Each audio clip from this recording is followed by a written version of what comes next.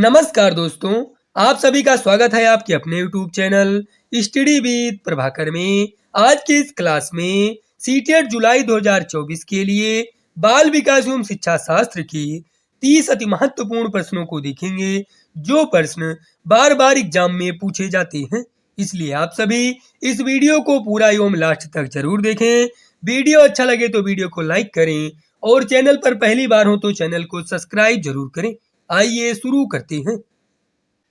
पहला प्रश्न है, किस अवस्था में प्रतीकात्मक खेल बढ़ता है तथा संज्ञानात्मक विकास को समर्थन देता है?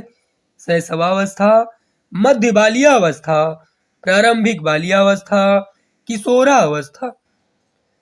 प्रारंभिक बाल्यावस्था में प्रतीकात्मक खेल बढ़ता है तथा संज्ञानात्मक विकास को समर्थन देता है। इसका सही उत्तर है विकल्प सी। निम्न में से बच्चों के प्राथमिक समाजीकरण की संस्था कौन सी है? मीडिया, परिवार, धार्मिक संस्थान, किताबें और पत्रिकाएं। बच्चों के प्राथमिक समाजीकरण की संस्था है परिवार। इसका सही उत्तर है विकल्प बी।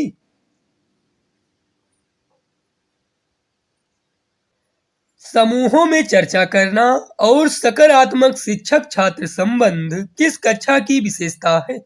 प्रगतिशील कक्षा कक्ष, व्यवहारवादी कक्षा कक्ष, पाठ्य पुस्तक केंद्रित कक्षा कक्ष, शिक्षक केंद्रित कक्षा कक्ष। समूह में चर्चा करना और सकारात्मक शिक्षक छात्र संबंध प्रगतिशील कक्षा कक्ष की विशेषता है। इसका सही उत्तर है विकल्प ए।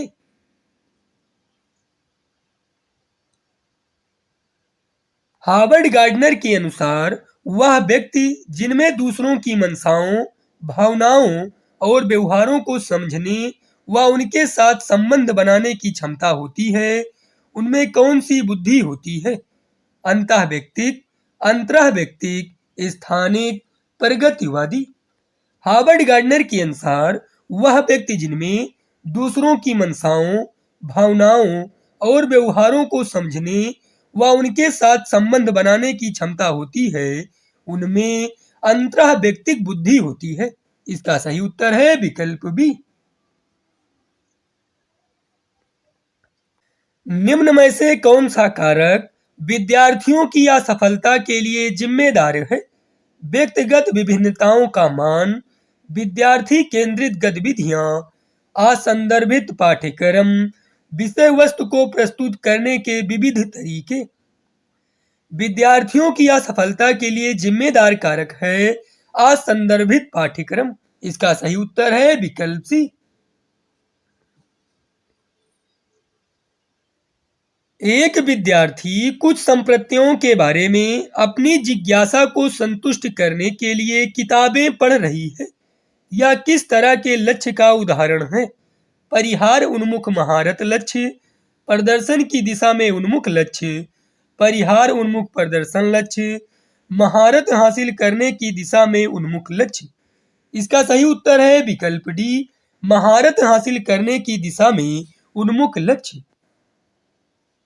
पियाजे के संज्ञानात्मक विकास के सिद्धांत के अनुसार स्वयं व पर्यावरण के बीच संतुलन की खोज की प्रक्रिया क्या कहलाती है?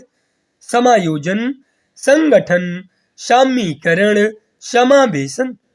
पियाजे के संज्ञानात्मक विकास के सिद्धांत के अनुसार स्वयं व पर्यावरण के बीच संतुलन की खोज की प्रक्रिया साम्यीकरण कहलाती है।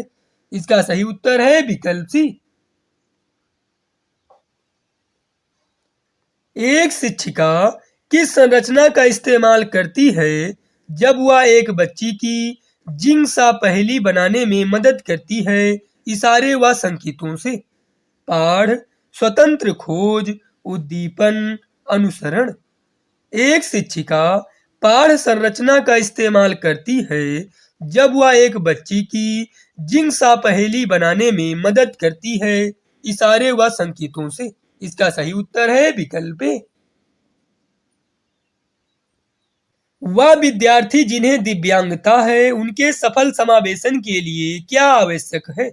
विद्यार्थियों का अलगाव, सुलभ अवसंरचना इमारतें, शिक्षकों को पक्षपातपूर्ण रवैया, साथियों के बीच सहानुभूति और दया।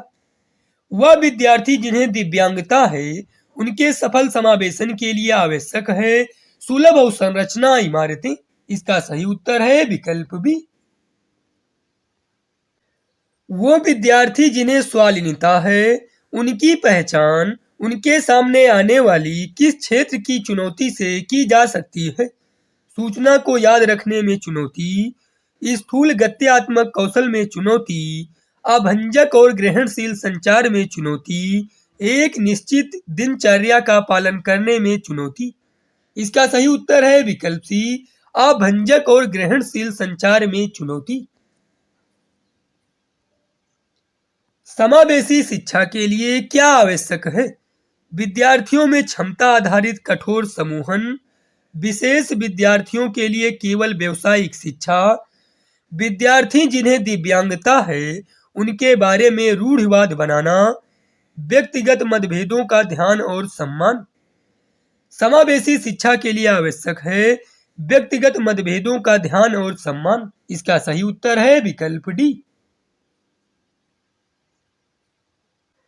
कक्षा में संस्कृत व भाषाई भिन्नताओं को ध्यान में रखते हुए कौन सी नीति प्रभावी होगी?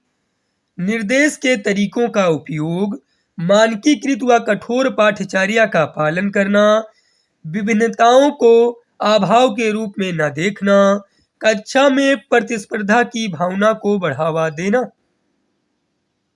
इसका सही उत्तर है विकल्प सी, विभिन्नताओं को अभाव के रूप में न देखना।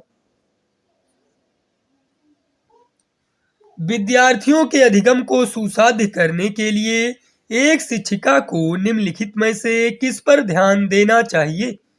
बच्चों के पूर्व ज्ञान से संबंध जोड़ना, रटकर याद करने पर बल देना, निष्क्रिय सुनने को बढ़ावा देना, परीक्षाओं के प्रति भय पैदा करना।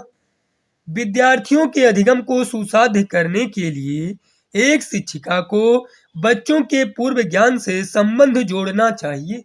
इसका सही उत्तर है विकल्प ए। निम्नलिखित में से क्या विद्यार्थियों के बीच किसी कार्य की संरचनात्मक समझ को सुसाध्य करने में सहायक है? प्रतियोगिता, चर्चा और संवाद, दंड, वेधन और अभ्यास। विद्यार्थियों के बीच किसी कार्य की संरचनात्मक समझ को सुसाध्य करने में सहायक है चर्चा और संवाद। इसका सही उत्तर है विकल्प बी।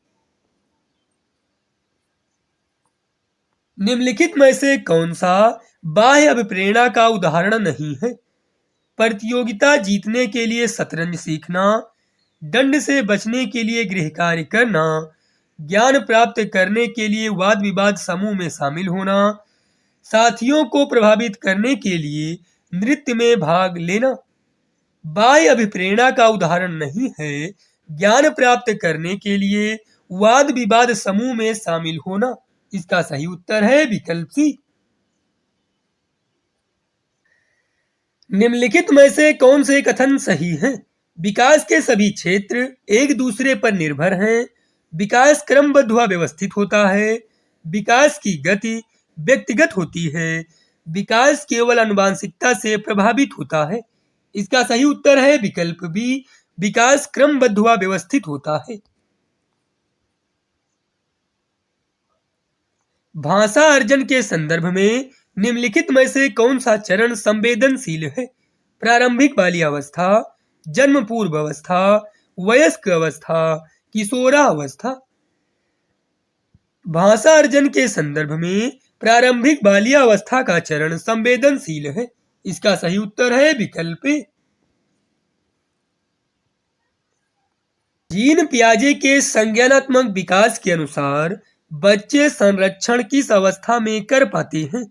पूर्व संक्रियात्मक अवस्था, संवेदी पेशीय अवस्था, अमूर्त संक्रियात्मक अवस्था, मूर्त संक्रियात्मक अवस्था। जीन पियाजे के संज्ञानात्मक विकास के अनुसार बच्चे संरक्षण मूर्त संक्रियात्मक अवस्था में कर पाते हैं। इसका सही उत्तर है विकल्प डी। विविध आवश्यकताओं वाले विद्यार्थियों को शामिल करने के लिए निम्न में से किसकी आवश्यकता होती है?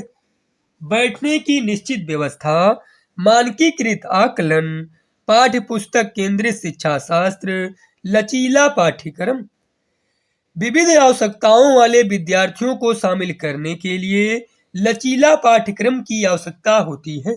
इसका सही उत्तर है विकल्प डी। अक्षरों की लंबी श्रृंखला को यादगार और सार्थक भागों में समूहित करके याद करने की रणनीति क्या कहलाती है? समावेशन, खंडीकरण, अभिसंज्ञान, अनुबंधन।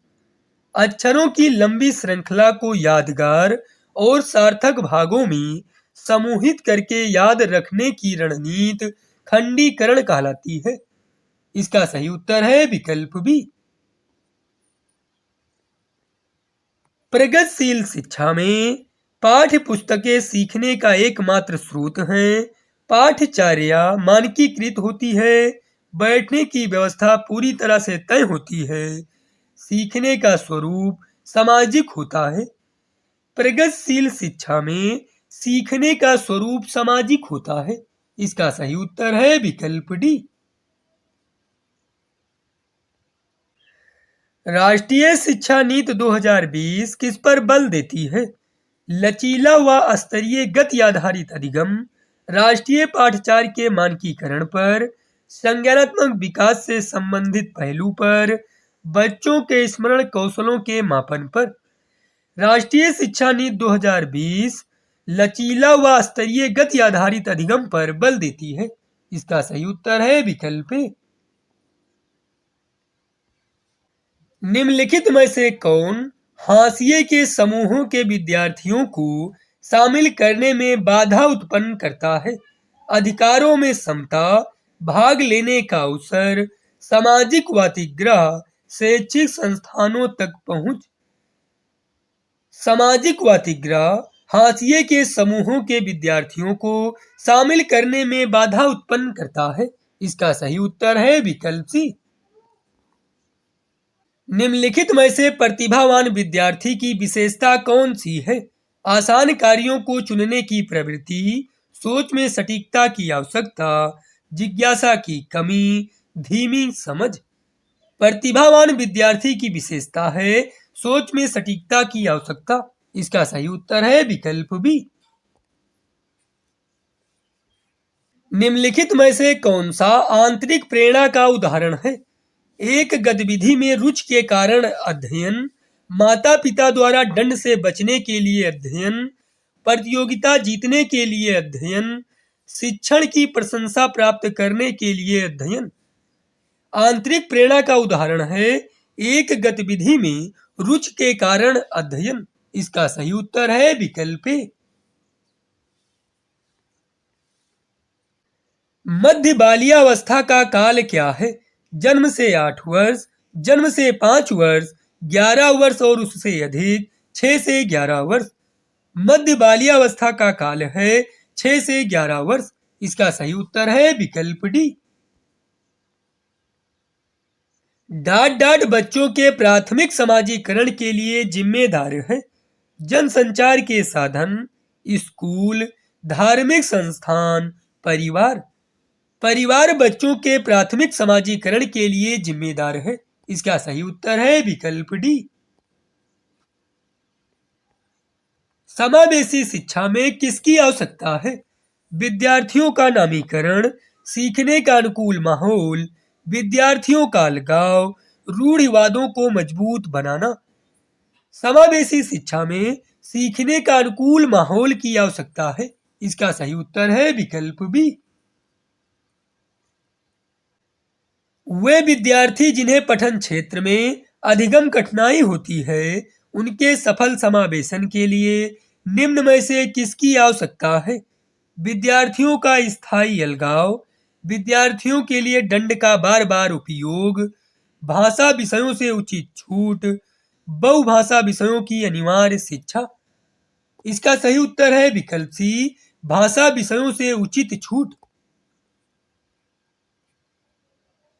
निम्नलिखित में से कौन सा प्रेरणा के स्रोत और प्रेरणा के प्रकार का सही मिलाप युग्म है। दंड से बचाव आंतरिक प्रेरणा, जिज्ञासा बाहरी प्रेरणा, नगद पुरस्कार आंतरिक प्रेरणा, रुचि आंतरिक प्रेरणा। प्रेरणा के स्रोत और प्रेरणा के प्रकार का सही मिलाप युग्म है रुचि आंतरिक प्रेरणा। इसका सही उत्तर है विकल्प डी।